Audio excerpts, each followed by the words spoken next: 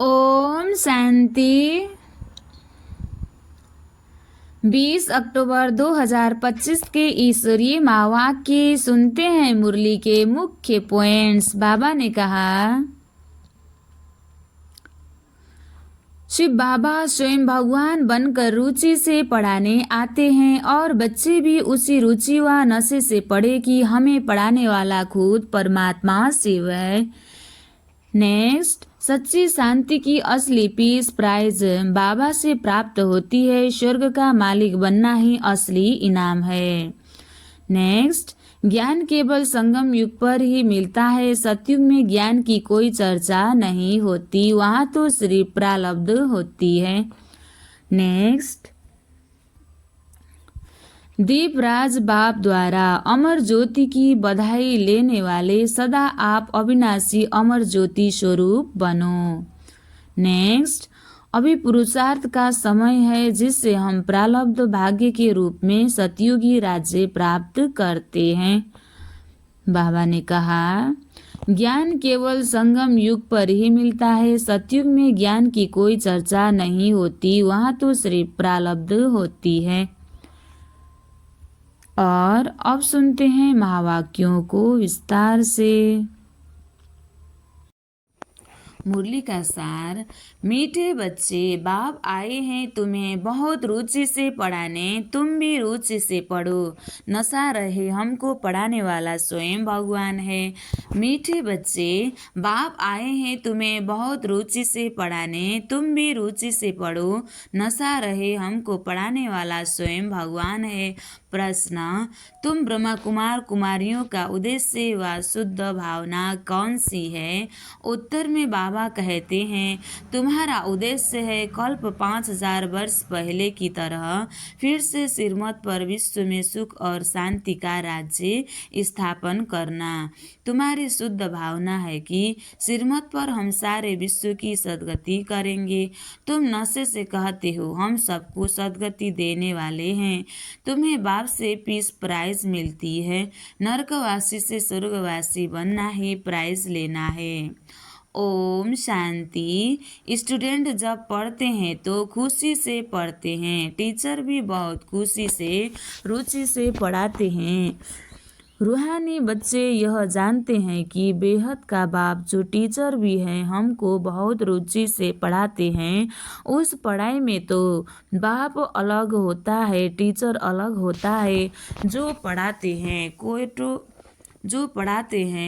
कोई कोई का बाप ही टीचर होता है। जो पढ़ाते हैं तो बहुत रुचि से पढ़ाते हैं, क्योंकि फिर भी ब्लड कनेक्शन होता है ना, अपना समझकर बहुत रुचि से पढ़ाते हैं। यह बाप तुम्हें कितना रुचि से पढ़ाते होंगे तो बच्चों को भी कितना रुचि से पढ़ना चाहिए।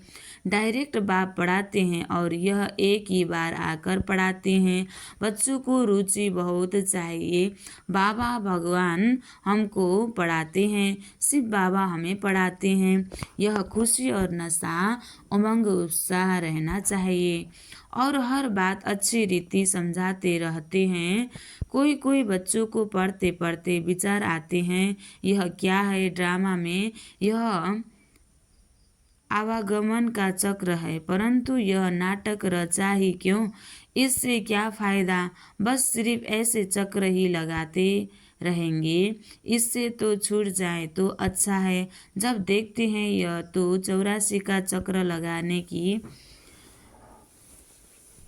जब देखते हैं यह तो 84 का चक्र लगाते ही रहना है तो ऐसे ऐसे ख्यालात आते हैं। भगवान ने ऐसा खेल क्यों रचा है? जो आवागमन के चक्र से छूट ही नहीं सकते। इससे तो मोक्ष मिल जाए।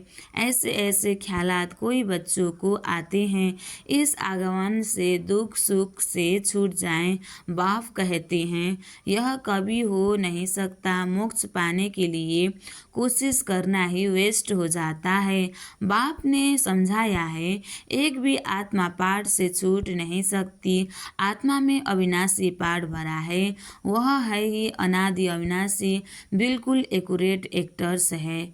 एक भी काम बाबा ने कहा, एक भी कम जास्ती नहीं हो सकती। तुम बच्चे को सारी नॉलेज है। इस ड्रामा के पार्ट से कोई छूट नहीं सकता, न कोई मोक्ष पा सकता है। सर्व धर्म वालों को नंबरवार आना ही है। बाप समझाते हैं, यह बना बनाया अविनाशी ड्रामा है। तुम भी कहते हो बाबा अब जान गए कैसे हम 84 का चक्र लगाते हैं। यह भी समझते हो पहले पहले जो आते होंगे वह 84 जन्म लेते होंगे। पीछे आने वाले के जरूर कम जन्म होंगे। यहाँ तो पुरुषार्थ करने का है। पुरानी दुनिया से नई दुनिया जरूर बननी है। बाबा हर एक बात बार बार समझाते रहते हैं, क्योंकि नए नए बच्चे आते रहते हैं। उनको आगे की पढ़ाई कौन पढ़ाए। तो बाप नए नए को देख फिर पुराने पॉइंट्स ही रिपीट करते हैं। तुम्हारी बुद्धि में सारी नॉलेज है, जानते हो सूरज से लेकर कैसे हम पाठ बजाते आए हैं। तुम यथार्थ रीति जानते हो कैसे नंबरवार आते हैं, कितने जन्म लेते हैं। इस समय ही बाप आकर ज्ञान की बातें सुनाते हैं। सतयुग में तो है ही प्रारब्ध, यह इस समय तुमको ही समझाया जाता है। गीता में भी शुरू में फिर पिछाड़ी में यह बात आती है। मन मना भव पढ़ाया जाता है स्टेज पाने के लिए। तुम राजा बनने के लिए अपुरुषार्थ करते हो, और धर्म वालों का तो समझाया है कि वह नंबरवार आते हैं। धर्म स्थापक के पिछाड़ी सबको आना पड़ता है। राजा की बात नहीं, एक ही गीता शास्त्र है जिसकी बहुत महिमा है। भारत में ही बाप आकर सुनाते हैं और सबकी सद्गति करते हैं। वह धर्म स्थापक जो आते हैं वह मरते हैं तो बड़े बड़े तीर्थ बना देते हैं। वास्तव में सबका तीर्थ यह भारत ही है, जहाँ बेहद का बाप आते हैं। बाप ने भारत में ही आकर सर्व की सद्गति की है। बाप कहते हैं, मुझे लिबरेटर गाइड कहते हो ना। हम तुमको इस पुरानी दुनिया दुख की दुनिया से लेवरेट कर शांति धाम सुखधाम में ले जाते हैं। बच्चे जानते हैं बाबा हमें शांति धाम सुखधाम ले जाएंगे, बाकी सब शांति धाम जाएंगे। दुख से बाप आकर लेवरेट करते हैं। उनका जन्म मरण तो है नहीं, बाप आया फिर चला जाएगा। उनके लिए ऐसे थोड़े ही कहेंगे कि मर गया, जैसे शिवानंद के लिए कहेंगे शरीर छोड़ दिया फिर क्रियाक्रम करते हैं। यह बाप चला जाएगा तो इनका क्रियाक्रम सेरेमनी आदि कुछ भी नहीं करना होता। उनके तो आने का भी नहीं पड़ता,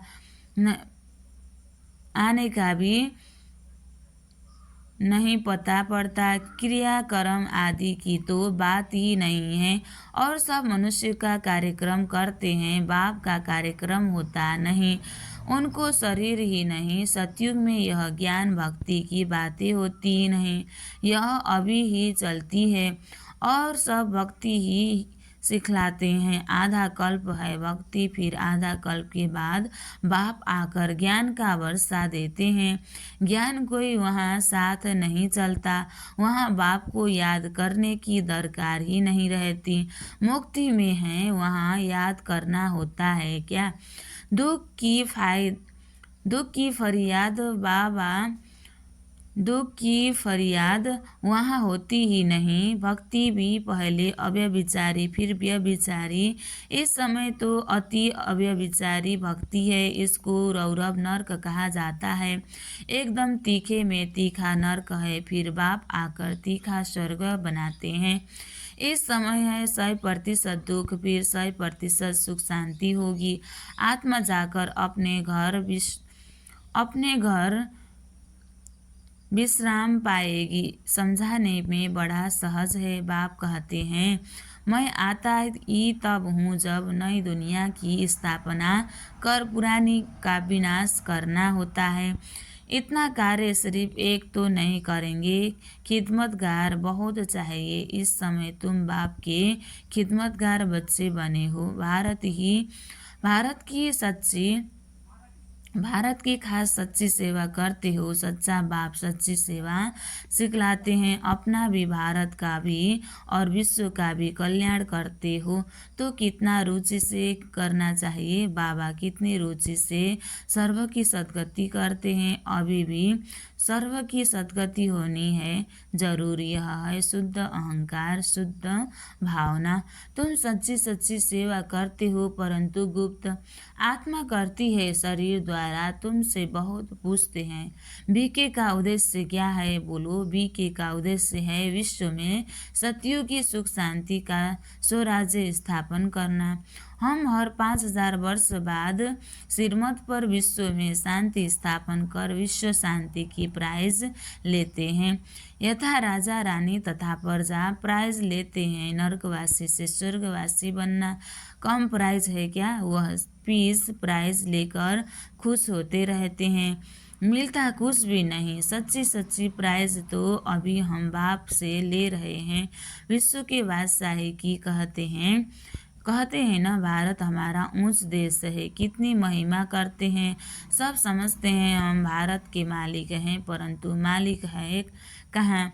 अभी तुम बच्चे बाबा की श्रीमत से राज्य स्थापन करते हो। हथियार पावर तो कुछ नहीं है, दैवी गुण धारण करते हैं इसलिए तुम्हारा ही गायन पूजन है। अम्बा की देखो कितनी पूजा होती है परंतु अम्बा कौन है? ब्राह्मण है वा देवता? यह भी पता नहीं। अम्बा, काली, दुर्गा, सरस्वती आदि ऐसे बहुत नाम है। यहाँ भी नीचे अम्बा का छोटा सा मंदिर है। अम्बा को बहुत पूजाएं दे देते हैं। ऐसे तो है नहीं। इसको कहा जाता है ब्लाइंड फेथ। क्राइस्ट, बुद्ध आदि आए। उन्होंने अपना अपना धर्म स्थापन किया। क्राइस्ट, बुद्ध आदि आए। उन्होंने अपना अपना धर्म स्थापन किया। तिथि तारीख सब बताते हैं। वहाँ ब्लाइंड फेथ की तो बात ही नहीं। यहाँ भारतवासियों को कुछ पता नहीं है हमारा धर्म कब और किसने स्थापन किया। इसलिए कहा जाता है ब्लाइंड फेथ। अभी तुम आत्मा भी पूज्य तो शरीर भी पूज्य बनता है। तुम्हारी आत्मा की भी पूजा होती है। फिर देवता बनते हो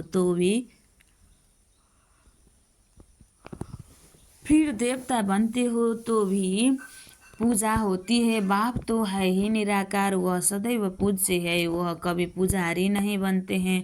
तुम बच्चों के लिए कहा जाता है आपे ही पूज्य, आपे ही पुजारी। बाप तो एवर पूज्य हैं। यहाँ आकर बाप सच्ची सेवा करते हैं, सबको सद्गति देते हैं। बाप कहते हैं अब मामेकम याद करो, दूसरे कोई देहधारी को याद नहीं करना है। यहाँ तो बड़े बड़े लखपति करोड़पति जाकर अल्लाह अल्लाह करते हैं। कितनी अंधश्रद्धा है। बाप ने तुमको हम सो का अर्थ भी समझाया है। वह तो कह देते शिवोहम आत्मा सो परमात्मा।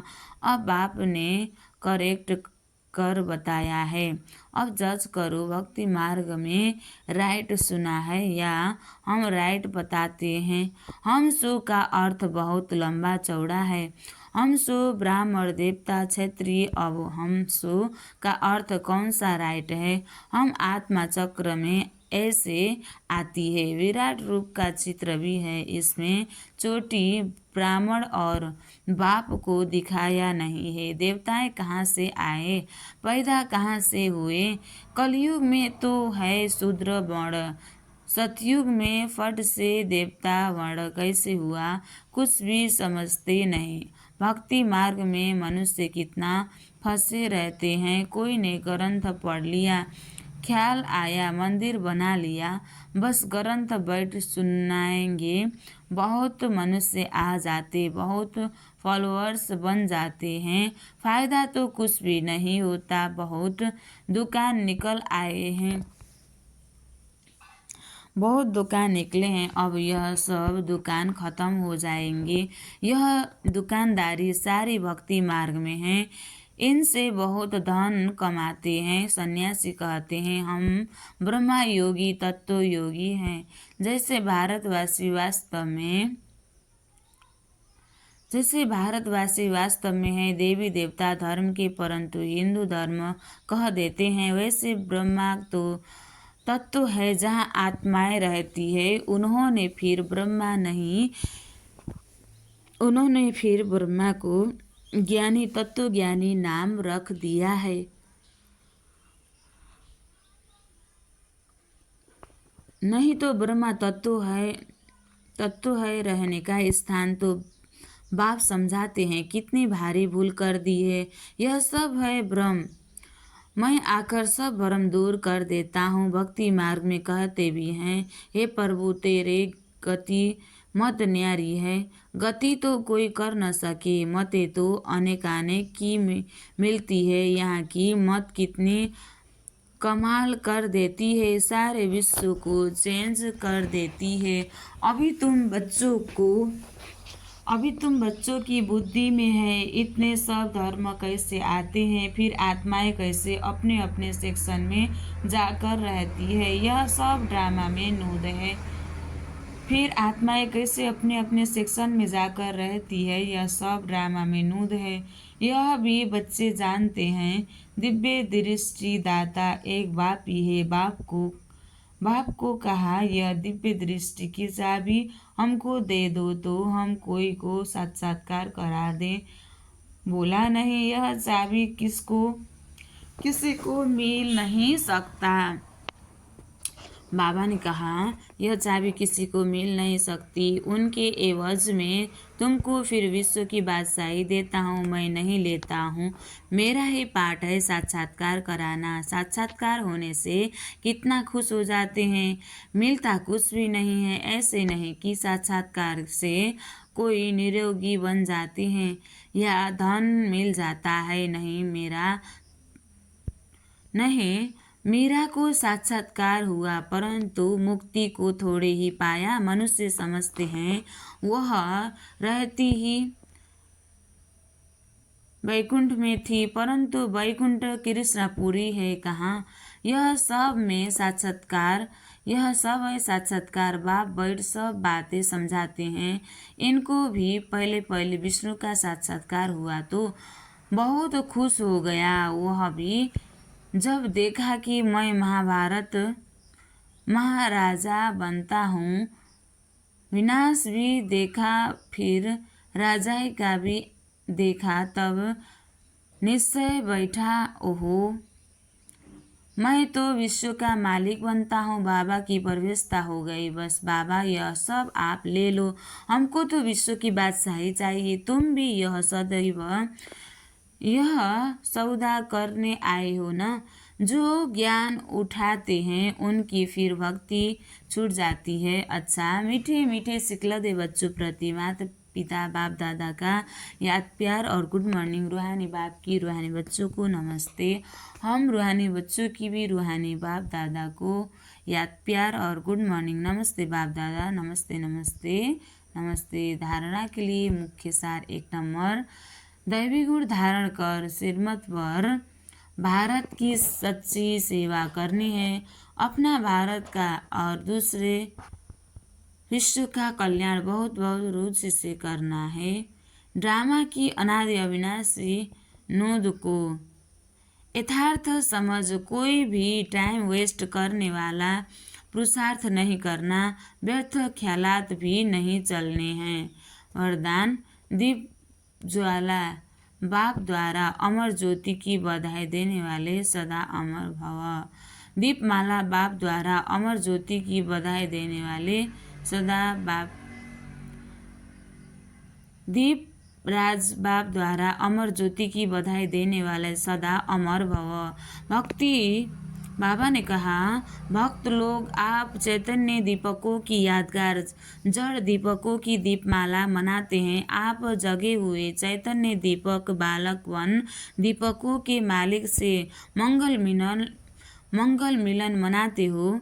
बाप दादा आप बच्चों के मस्तक में जगा हुआ दीपक देख रहे हैं। आप अविनाशी अमर ज्योति स्वरूप बच्चे दीपराज बाप द्वारा बधाइयों लेते सदा अमर भव का वरदान प्राप्त करा रहे हैं। यह दीपराज बाप है।